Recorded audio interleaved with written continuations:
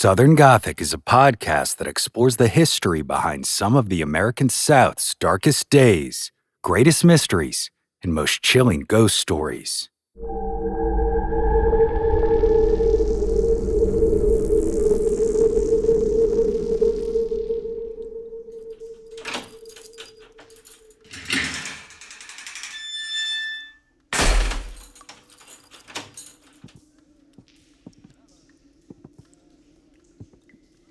On March 28, 1841, Dorothea Dix visited the East Cambridge Jail in Cambridge, Massachusetts, and discovered that to her horror, many of the people locked away in this facility were not actually criminals.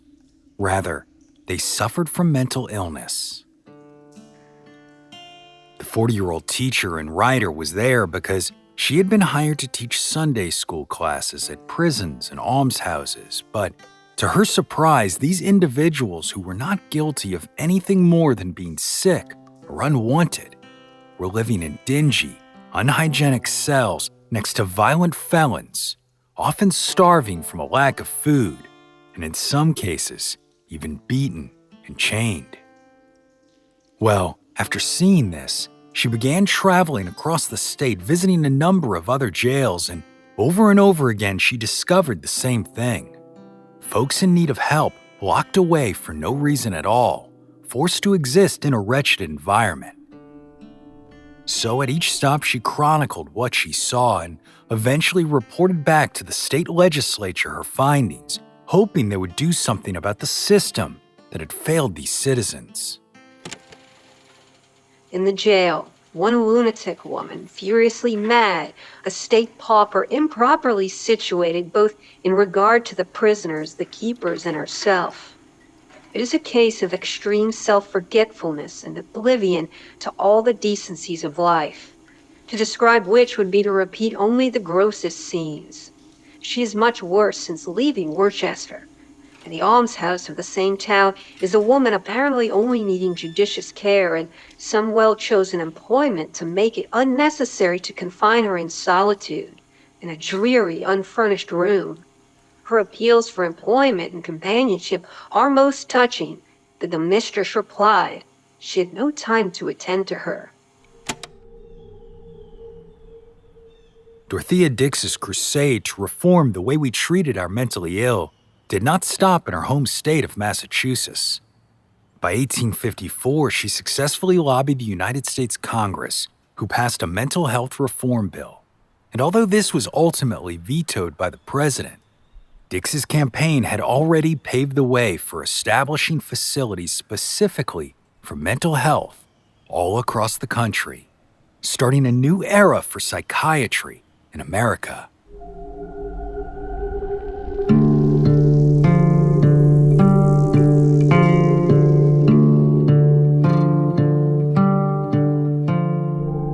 Unfortunately, while the growing number of mental health facilities offered hope to many, in reality, most quickly became places just as horrific as the prisons that Dorothea Dix had visited years before. Overcrowded and unhygienic, lacking both hope and resources, and worst of all, engaging in barbaric treatments that did more harm than good. Facilities like the now infamous Trans-Allegheny Lunatic Asylum in Western Virginia that folks believe is filled with the souls of the people who once lived there. My name is Brandon Schexnayder, and you are listening to Southern Gothic.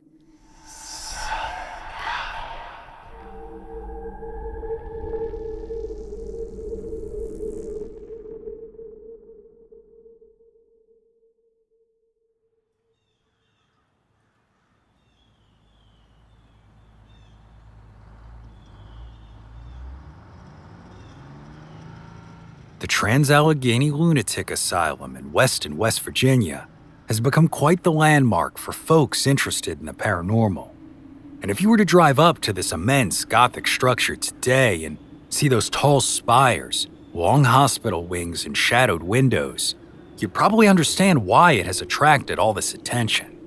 After all, if I were to ask you to imagine what a haunted insane asylum looks like, there's a good chance you'd picture this. A sinister-looking time capsule from an era of mental health care when patients' treatments far too often resembled torture rather than compassionate aid.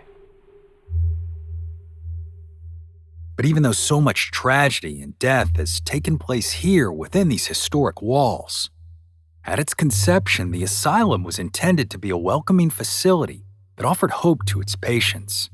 It was one of dozens of facilities built in the second half of the 19th century meant to actually help patients rather than hide them, all of which based on the design and philosophy of a man named Thomas Story Kirkbride. Although a surgeon by trade, Dr. Kirkbride advocated for what he called moral treatment for psychiatric patients.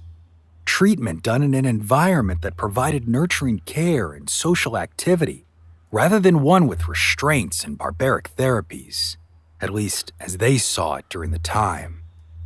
To promote this practice and philosophy, in 1854, while he was serving as the chief physician of the Pennsylvania Hospital of the Insane, Kirkbride published a paper with the title, On the Construction, Organization, and General Arrangements of Hospitals for the Insane, with some remarks on insanity and its treatment. You see, unlike many of his contemporaries and physicians of the past, Kirkbride believed that folks with psychiatric conditions could be cured. But to do this, he felt they needed to be somewhere other than their home, a facility designed to influence therapeutic outcomes. As a result, Kirkbride asylums began to spring up all over the country. They were immense facilities that primarily featured a central administration building with numerous long wings branching outward, allowing fresh air and sunlight into the space. According to Kirkbride's guideline, each wing would house a separate ward and would contain its own, quote, comfortably furnished area, like a parlor, bathroom, clothes room, and infirmary, as well as speaking tubes and a dumbwaiter to allow for open communication and movement between the floors. He also recommended that patient rooms be spacious, with ceilings, quote, at least 12 feet high, but they were meant to only be large enough for a single person to reside within. Most of all, though, he meant for these facilities to be located amidst a fertile and spacious landscape of at least 100 acres, allowing patients the chance to see life and have the opportunity for outdoor exercise and therapy. This is what the Trans-Allegheny Lunatic Asylum was intended to be when its construction began in 1858. Officially, the building wouldn't be entirely complete until 1881, primarily a result of the Civil War. But in 1864, a group of 9 women were the first patients admitted to the hospital. Edward Gleason, a historian for the asylum, described these early years in his book, Lunatic: The Rise and Fall of an American Asylum.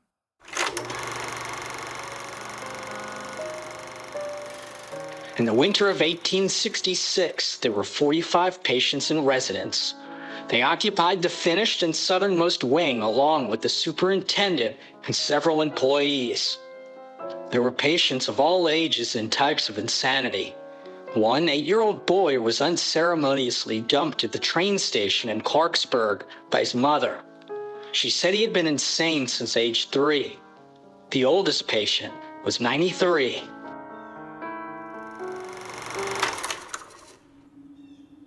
Tragically, while administrators and physicians had the best intentions, the Weston Hospital turned out to be not much different than other asylums of the time, as it quickly became a place not just for the treatment of the mentally ill or insane, but also a sort of dumping ground for society's unwanted population. People who didn't necessarily need psychiatric care as we understand it, but whose families just did not want to deal with them anymore. As such, the hospital's first logbook includes a pretty wide variety of reasons listed for admission into the hospital, including, but not limited, to grief, brain congestion, feebleness of intellect, seduction, asthma, laziness, egotism, domestic troubles, greediness, religious enthusiasm, menopause, superstition, and even novel reading. So, y'all, it's not that surprising that given the vast and varied reasons how and why people ended up here, it didn't take long for the number of patients at the facility to far exceed the number of available staff and beds.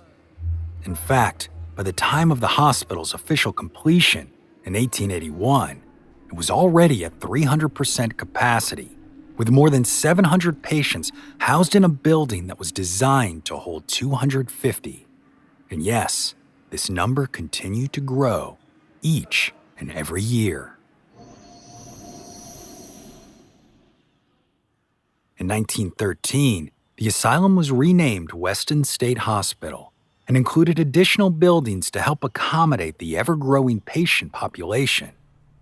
This included a geriatric center, a greenhouse for additional food, a tuberculosis sanatorium, and, of course, a morgue. By 1938, there were 1,661 patients housed there. This crowding was so bad that in 1927, an investigation discovered that there were only 3 attendants for every 65 patients, and only 3 doctors for every 1,300 patients. And in 1938, a report by a group of North American medical organizations found that among its patients, the hospital housed, quote, epileptics, alcoholics, drug addicts, and non-educable mental defectives. So, life inside the hospital was awful grim, no matter how you look at it. And in 1949, with the patient population over 1,800, overcrowding had, quote, reached a crisis level. Superintendent Dr. Joseph Knapp allowed journalists from the Charleston Gazette to come and see the asylum, and what they found was downright awful. Gleason writes, Patients were sleeping in halls and common areas. Rooms intended for productive activities were forced to become dorms with dozens of beds only a few feet apart. There was only one toilet available for 60 patients and a lavatory covered with pools of malodorous water. Only one attendant was available to care for this group, many of whom were not able or not willing to control their bodily functions. Gallons of disinfectants could not mask the terrible odor. The inmates huddled on chairs and benches, rocking back and forth or pacing aimlessly up and down the dark, dingy hallways. Aside from the poor sanitation, the hospital had insufficient furniture and lighting and lacked heat in much of the complex. Patients were crammed into rooms with up to 8 sleeping in a space meant for 1, while other patients had to sleep on hallway floors due to a lack of sufficient bedding supplies. That same year, a ward for the, quote, criminally insane was constructed behind the main building to help separate dangerous offenders from the hospital's general population. But this facility, kept far away from the center of the hospital, was the most ghastly. Edward Gleason claims that this wasn't the fault of the folks in charge, though. It was a deeper systemic issue that was occurring all over the country. The deplorable conditions cannot be blamed on the people running the asylum. The state was unable to provide the much-needed funding. Nothing short of a miracle would help. The directors thought that they had it with the advent of a radical surgical procedure developed in Europe called a lobotomy. Of course, in the United States, that, quote, miracle procedure was known as the lobotomy.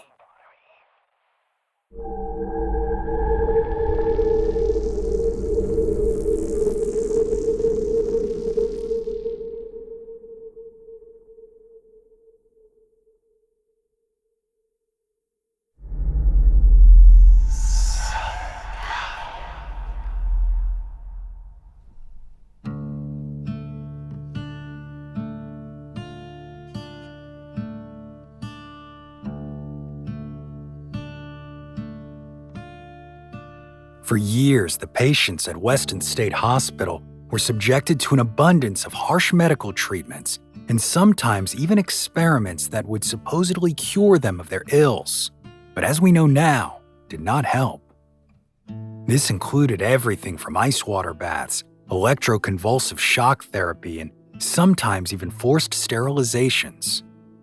But of course, none of these treatments are even remotely as notorious as the lobotomy, a horrific surgical procedure meant to separate the frontal cortex of the brain in order to prevent impulsive, violent, or otherwise unwanted behaviors in a patient.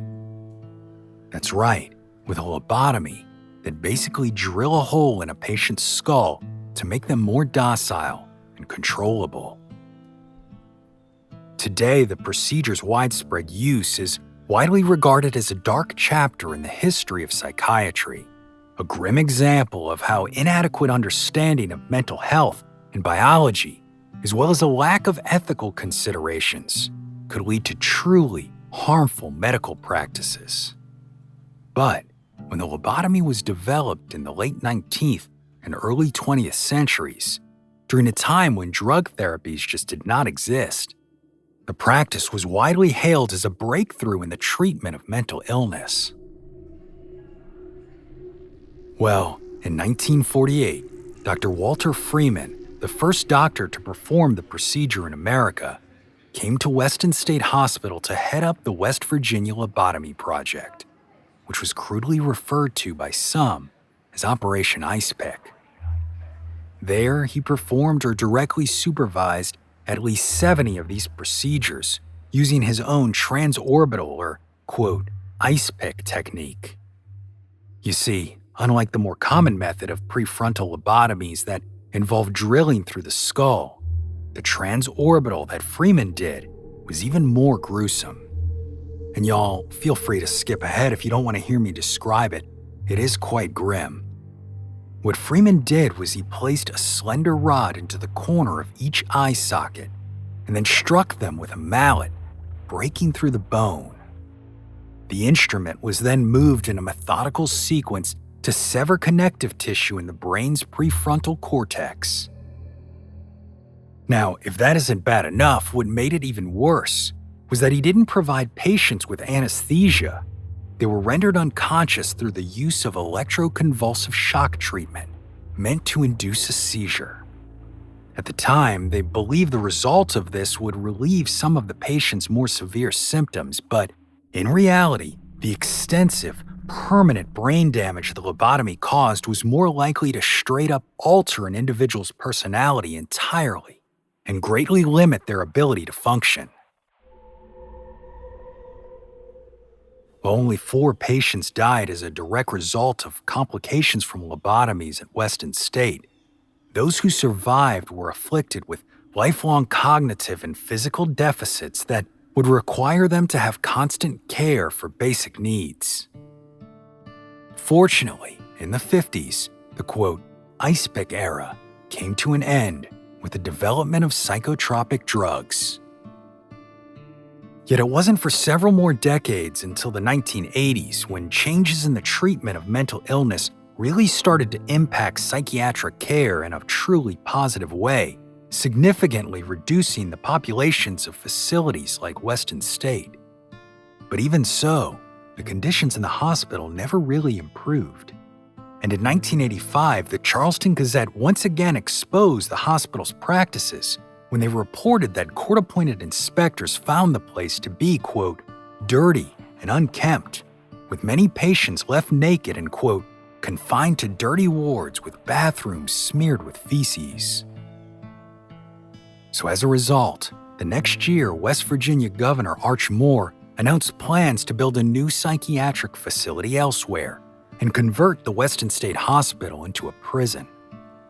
Now, of course, this conversion never materialized, but a new psychiatric facility was opened and the Weston State Hospital was closed permanently in May of 1994.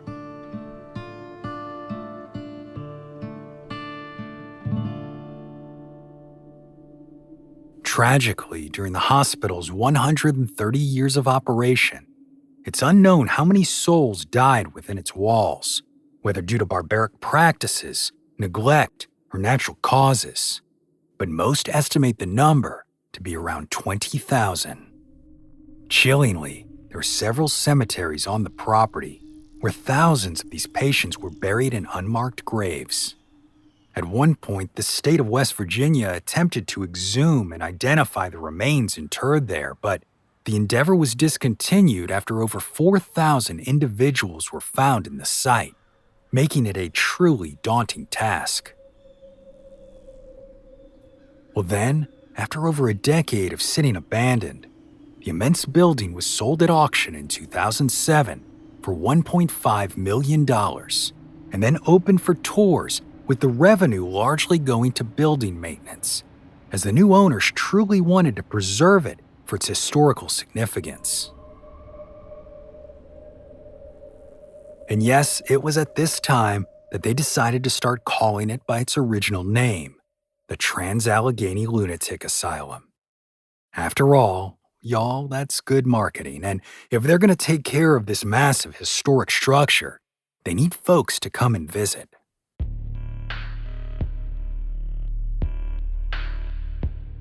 Today, the main building, known as the Kirkbride, houses a museum on its first floor, showcasing various aspects of the hospital's history. It includes several rooms, each with its own unique focus. One is dedicated to the display of patient artwork, a testament to the therapeutic programs once conducted here, and another offers a glimpse into the diverse medical treatments used in the past, featuring artifacts such as a straitjacket and a hydrotherapy tub. Notably, 2 of the rooms have been meticulously restored to reflect their appearances in 2 distinct eras, one as it would have looked in the 1870s, and the other as it was in the 1960s.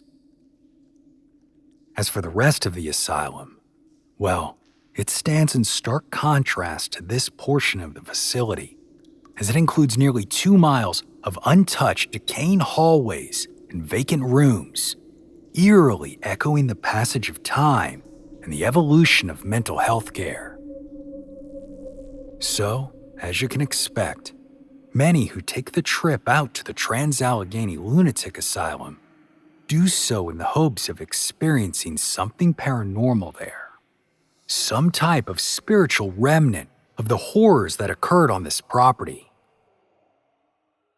Now, obviously, as I said, the current owners capitalize on this legacy as a way to maintain the facility, but they weren't the first to claim that it was haunted.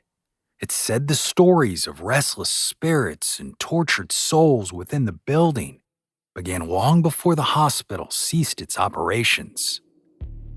These spirits purportedly come from almost every era of the asylum's history, ranging from the Civil War soldiers who once camped on the grounds as the building was being constructed, to children, former patients, and staff.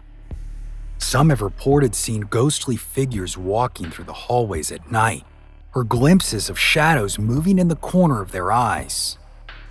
Others have claimed to see a ball of light moving in a hallway, or figures dressed in white. And of course, there are the continued reports of disembodied sounds, like the spectral wheels of gurneys squeaking as they roll down the empty corridors.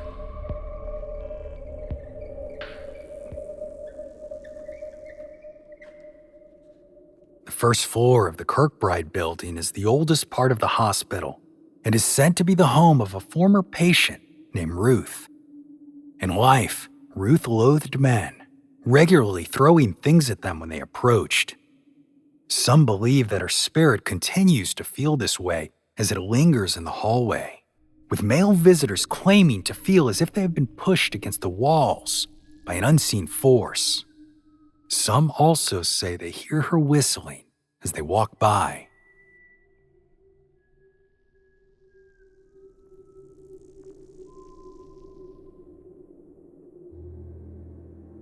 As if the overcrowding and treatments that we described earlier weren't bad enough, over the years, violence was also an unfortunate byproduct of patients with a wide variety of mental conditions. And on the second floor, there are said to be the spirits of several individuals involved in some awfully heinous acts. In one room, a patient was stabbed 17 times by another, and purportedly one of them remains there today in the form of a shadow figure. In yet another room are the lingering souls of men who committed suicide by hanging themselves from curtain rods. Folks who visit this room often feel as if the second they walk in, they're overcome with anguish or grief, some going so far as to report feeling suffocated by the darkness. In addition, Rebecca Jordan Gleason, the operations manager and owner of the asylum, recently uncovered documentation about the suicide of a woman named Jane Harvey. And the reason she went looking for this documentation was because paranormal investigators had collected evidence of a spirit's voice identifying itself as Jane. Yet the most recently infamous spot on the property is a space that has come to be called the Bedpost Murder Room. In May of 2019, an episode of Discovery Network's Portals to Hell featured the asylum, and Gleason told hosts Katrina Weidman and Jack Osborne about the horrific event that led to this name. We had 2 violent patients in here with a person who was mentally impaired, and, he was known to be one of the sweetest patients out there, but every now and then he would have an outburst, and that's how he ended up getting into this room. Now, the other 2 patients were not nice people, let's put it that way. So basically, they tied a sheet around his neck, threw it up around a pipe, and would basically raise him up in the air until he would pass out. Then we let him back down, raise him back up again until he passed out. Well, eventually, they realized they were going to get into a lot of trouble. They laid this guy down on the floor. They had a steel bed in here, put the bedpost on his head, and as one held him there, the other one jumped on the bed until it pierced his skull and brain.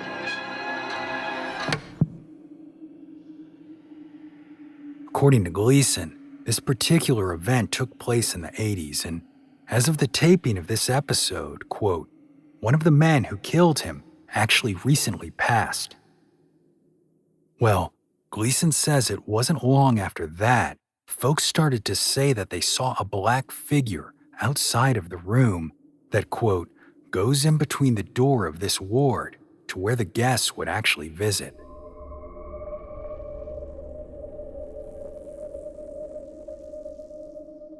Now, y'all, I could spend an hour outlining all of the paranormal experiences documented at the Trans-Allegheny Lunatic Asylum.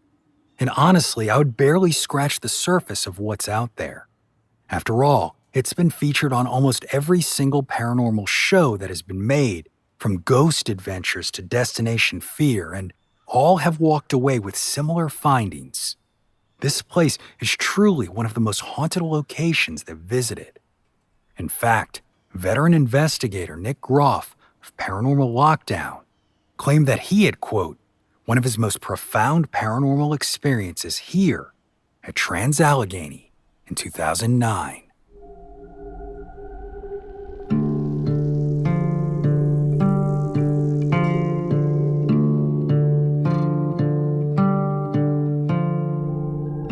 Of course, whether or not you believe that the asylum is haunted or not is up for you to visit and decide. But one thing is for certain. This historic structure continues to serve as a reminder of how far psychiatric care has come over the last century and a half. A grim relic of a time when medicine's ability to help did far more harm than good.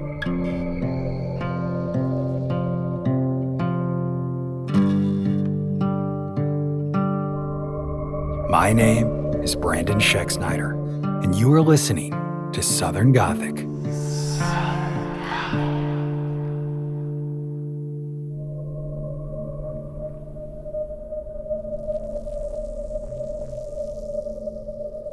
Southern Gothic is an independent podcast produced by siblings Brianne and Brandon Schexnayder. If you're a fan of the show and would like more content, be sure to join us over on Patreon, or become a premium subscriber on the Apple Podcast app. There, you'll receive access to both ad-free and monthly bonus episodes. For more info on Southern Gothic, be sure to visit southerngothicmedia.com today. And as always, thanks for listening. Lucky Little Shacks.